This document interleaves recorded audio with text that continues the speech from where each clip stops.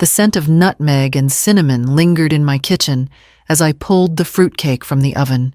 At 72, my hands were slower, but the rhythm of holiday preparation kept me steady. Beside the cake rested a small box of scarves I had knitted over the past month, one in navy for Adrian, another in cream for Marceline. I imagined handing them out as laughter filled their big home in Scottsdale, my son's voice echoing with pride. The phone rang just as I tied the last ribbon. Adrian's number lit the screen, and I answered with the warmth of a mother ready to be included, but his voice was clipped. Hurried. Mom, don't come this year. We weren't expecting you. The words landed heavier than any silence I had known. I steadied my grip on the counter, pressing the phone close to hear if he would soften, add something more. Nothing came. From the porch next door, Mrs. Gee Calloway was fussing with her Christmas lights. The thin walls and Arizona air carried every sound. I saw her head turn slightly, her motion slowing, her ear catching more than she should. I lowered my voice, though it was pointless. That's all right, Adrian, I murmured. I even forced a smile, though no one but the empty kitchen saw it. I understand. We exchanged a few awkward words before I ended the call. My fingers lingered on the phone as though clinging to a rope already frayed. Outside, Mrs. Calloway's ladder rattled, and I knew what I had feared. Most humiliation was no longer private. By tomorrow, the neighborhood would know the son I had raised alone found no space for me at Christmas. I placed the fruitcake on the cooling rack and carefully folded the scarves back into their box. The ribbons looked foolish now, too hopeful for a celebration that no longer included me. With deliberate calm, I tucked the box into the hall closet, closed the door, and stood in the quiet hum of the house. In the silence, the ache settled deeper, and I knew the past would soon come rushing forward with its reminders of everything I had given. After I hung up the phone, the silence pressed on me like an old weight, one I had carried for decades. My mind drifted back to Toledo, where the winters bit hard and the wind always seemed to find its way through the seams of my thrift store coat. I had bought that coat the year my husband died, and for 12 winters it clung to me like a second skin, patched and repatched, but never replaced. I was 38 then, with a boy barely 12 and a mountain of bills I could not ignore. Adrian needed shoes, books, and lunches. I needed shifts that would stretch my body thin. By day, I cleaned offices. By night, I scrubbed hospital floors until the smell of bleach became my perfume. I sold Harold's old Buick one bleak February afternoon, watching a stranger drive away in the car where we had laughed on summer nights with the windows down. I told myself it was just metal and rubber, but when I counted out the cash, my hands shook. That money became Adrian's tuition at the private high school he insisted on, the first step toward a future brighter than the one I could offer. I once dreamed of studying art history. I loved the quiet of museums, the brushstrokes that told stories beyond words. But when the acceptance letter from NYU came addressed to Adrian, not to me, I folded my dream away. My savings, small as they were, went straight into his deposit, the beginning of 4 years I would finance with the hours of my life. Each sacrifice felt justified then. Each night I staggered home before dawn, carrying the weight of his tomorrow. I believed he would see it, carry it forward, and perhaps one day lay a hand on my shoulder and say, "Mom, it mattered." But as I stood in my quiet Arizona kitchen, fruitcake cooling on the counter, I realized the cost had long since been forgotten, and the forgetting cut deeper than any sacrifice I had ever made. Christmas Eve arrived with a hush that felt heavier than usual. The house was still, save for the ticking of the clock above the mantel. I cut a small slice of the fruitcake I had baked, the same recipe Harold used to tease me about every year. saying I put in too much brandy. The cake tasted dense and sweet, but without laughter in the air, it sat heavy in my chest instead of warming me. The glow of my phone on the table pulled me in, against my better judgment. I opened Facebook. There, on Marceline's profile, a stream of photos flooded the screen. Their home glistened under chandeliers, guests smiling over glasses of champagne. Adrian stood in the center, handsome in his tailored jacket, while Marceline leaned into him, her diamonds catching the light. The caption read, "Christmas at our house. Grateful for everything we've built together. Our house." The words needled me. The mortgage statements tucked away in my desk told a different story. My hands tightened around the phone as I scrolled further. Beneath the photos, a friend had commented, "Will your mother-in-law be joining?" Marceline's reply cut sharper than any knife. "Oh no. We don't want her here, she might embarrass us." A laughing emoji followed, cruel in its lightness. I sat frozen, staring at the screen, my reflection faint in the black glass. Embarrass them? After the nights I scrubbed floors until my fingers cracked, after the years of wearing the same coat through biting winters, so Adrian could have what he needed now, I was a shameful shadow in their perfect world. I set the phone down slowly, afraid the tremor in my hands might send it crashing. The fruitcake on my plate had gone untouched. The candle on the table burned low. All around me, the house felt smaller, lonelier, as if it too recoiled from the words I had just read. And in that hollow silence, something inside me began to stir. Not grief, not anger, but a clarity that whispered of truths I had almost forgotten. The night pressed in around me, quiet but restless, as though the walls themselves remembered what Marceline had written. I rose from the table and walked to the small desk in the corner of my living room, the place where I kept everything too important to throw away, but too painful to revisit. The drawer stuck for a moment before giving way, revealing the old brown folder I hadn't touched in years. Dust clung to its edges. The paper inside softened with time. My fingers brushed over the label. Harrington Mortgage, Scottsdale Property. I pulled the papers out, one by one, and spread them across the desk. There it was. In bold print, my name, still listed as guarantor. Every month, for the past 7 years, I had made the transfers. Quiet, invisible payments from my pension and savings. I had told myself it was temporary, that once Adrian found his footing, he would take it over. But the months turned into years, and the years hardened into expectation. The truth lay in black and white before me.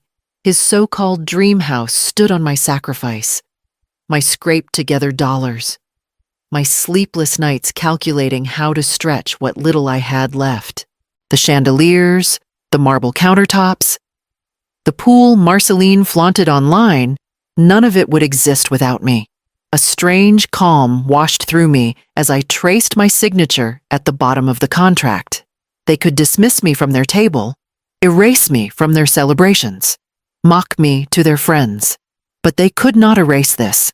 If I could build it, I whispered to the empty room, I can undo it. The folder lay open under the lamplight, its weight suddenly less a burden and more a key. And for the first time in years, I felt a quiet power stir within me, pointing toward a decision I knew I was ready to make. 2 mornings later, I rose before the sun and drove across town to the credit union. The desert sky was still dark, the streets nearly empty, and the hum of the engine seemed louder than usual in the silence. I parked in front of the brick building and sat for a moment, my hands resting on the steering wheel.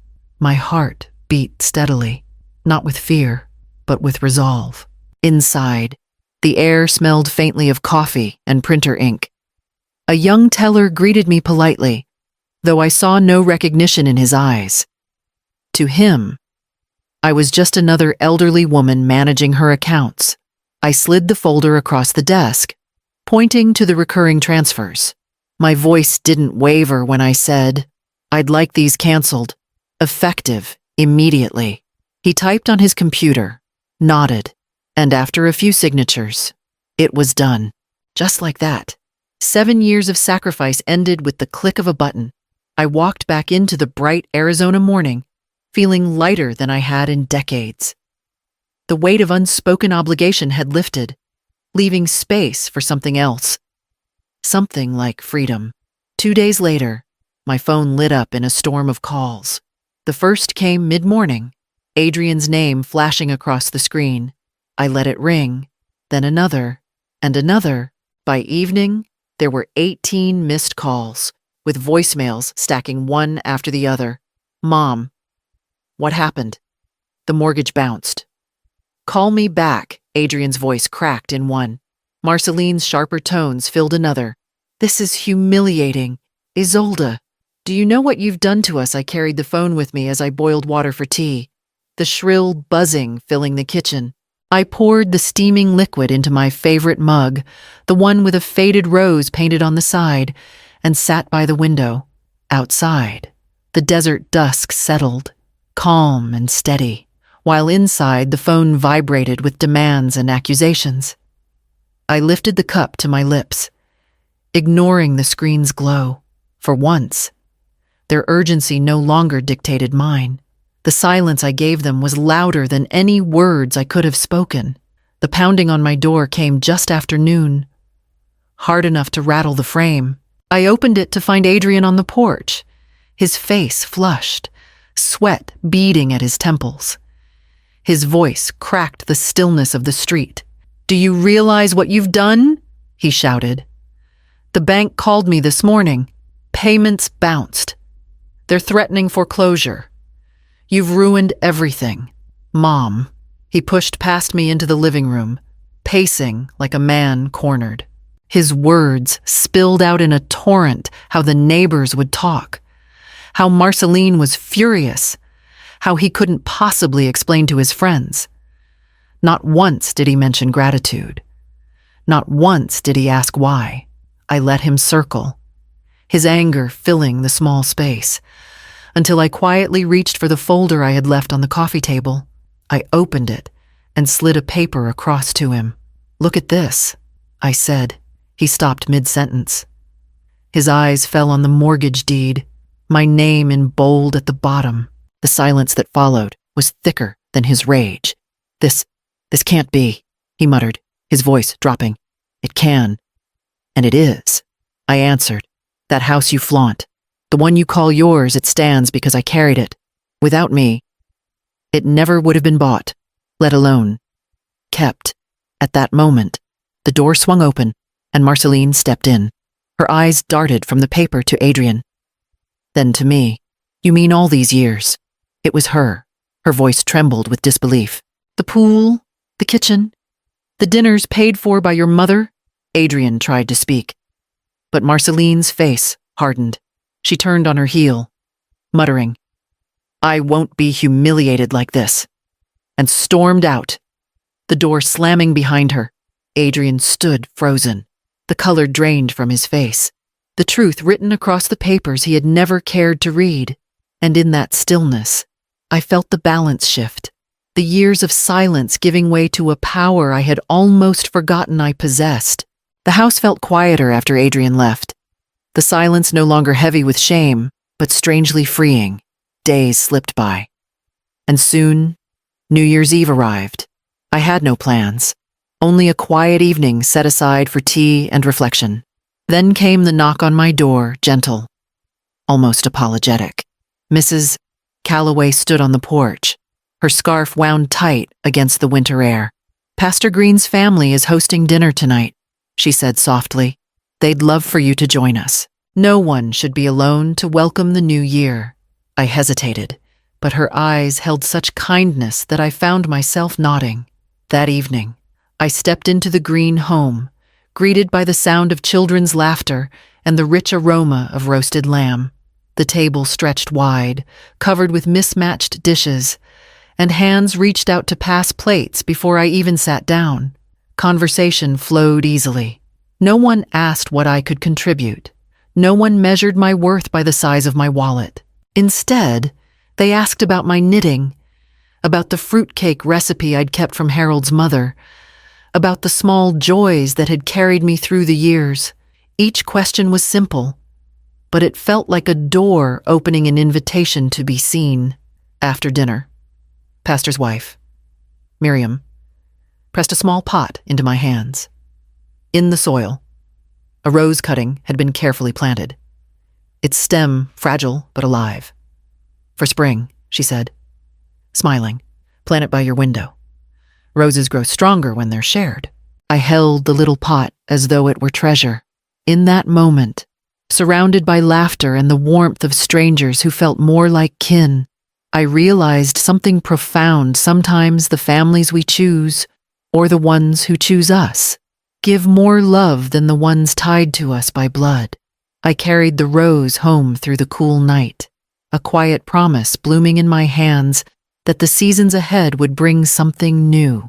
January carried with it a sharp chill, though here in Arizona the cold came more from the emptiness than the air. Word drifted back to me in whispers. Adrian had missed his first mortgage payment. By the second month, the bank sent letters with bold red warnings. I knew the signs. I had seen enough overdue notices in my lifetime to recognize desperation when it circled close. Neighbors talked, as neighbors do, at the market. I overheard two women near the produce section. "The Harrington boy can't even pay his mortgage," one said, shaking her head. "All that show. And now look." Their voices dropped when they noticed me nearby, but the sting of their words lingered. For once, though, the sting wasn't mine to carry. Adrian tried to patch the cracks with borrowed money, calling in favors from colleagues, reaching out to old friends. But pride, once fractured, leaves little room for mercy. His reputation for wealth and certainty had turned brittle, and now no one trusted him to repay what he asked. Marceline's absence from the neighborhood gatherings didn't go unnoticed either. One afternoon, I spotted her loading suitcases into the back of her sister's SUV. She didn't look my way, but her voice carried in the still air. "I won't live like this," she snapped at Adrian. "You've ruined everything we built." Her departure echoed louder than any slammed door. The glamorous life she curated online was crumbling, and with it, her loyalty. She moved out, at least for the time being, blaming him for losing everything she thought was secure. From my cottage window, I watched the once proud house across town begin to dim. Fewer cars lined the driveway. Fewer lights burned late into the night. The mansion that had seemed untouchable now looked fragile, its shine fading with each passing week. And in that fading, I sensed the inevitable Adrian would soon be forced to face me, not with rage, but with desperation. The bank smelled faintly of polished wood and ink, a place where signatures carried more weight than words ever could. I sat across from the manager, the folder open between us, its contents already familiar to me. She slid the final document forward, her expression professional, but tinged with hesitation. "Mrs. Harrington," she said gently, "are you certain, once you sign, you surrender all claim to the property? It will be entirely his responsibility." I looked down at the line waiting for my name. For years, I had carried that responsibility without thanks, without acknowledgement, without even the dignity of being invited to the table that my money had helped set. My hand didn't tremble as I picked up the pen. "I am certain," I answered. I gave him a home when he was a child. Now he must earn one. The ink flowed smooth and final, binding not just the paper, but a decision that had been growing inside me since that cold Christmas Eve. The manager nodded, collected the documents, and with a soft click of the folder, the weight of years lifted from my shoulders. When I stepped outside, the afternoon sun burned bright against the pavement. Adrian was waiting near the entrance, pacing like a man about to face judgment. His eyes caught mine, and for a moment he looked like the boy I once soothed after nightmares, fragile, uncertain. How could you? He rasped, his voice breaking as though the ground had fallen beneath him. You've left me with nothing. I held his gaze, steady and calm. I left you with more than most mothers ever could. What you've done with it is not mine to carry anymore. His shoulders sagged, the anger draining into something hollow. And as I walked past him toward my car, I knew the final step of this chapter was not his collapse, but my release into the life that waited beyond him. Spring crept in gently, the desert sun softening and coaxing green from the dry earth. One morning, I carried a small clay pot outside. The rose-cutting Miriam green had given me nestled in fresh soil. The ground by my window was ready, loosened with care, as though it had been waiting for this moment. I knelt, pressing my hands into the cool dirt, and lowered the fragile stem into its place. My palms, worn from years of labor, cradled the roots as though they were something sacred. With each handful of soil, I pressed around it. I felt the past settle more firmly behind me. When the last bit of dirt was packed, I sat back on my heels and looked at the tiny plant. Leaves trembling in the breeze, a whisper rose from me, unplanned but certain. I wasn't your burden, Adrian. You were mine, and I've finally set it down. The truth of those words filled me with a stillness I had never known. For years, I had defined myself by what I gave, by how much I could carry. Now, I realized that love without respect was only weight, and respect was something no mother should ever have to beg for. I rose slowly, brushed the soil from my hands, and leaned on the window ledge, watching the first rays of morning catch on the glass. My cottage stood small but steady, a place built not from appearances but from endurance. Love may open doors, I murmured, the words clear even in the quiet air, but only respect keeps them open. As the sun climbed higher, light spread across the yard, warming the new rose and the woman who had finally chosen herself. The petals would take time to bloom, but they would, just as I would. And in that simple truth, I knew my story was no longer about what I had lost, but about the garden I was finally free to tend.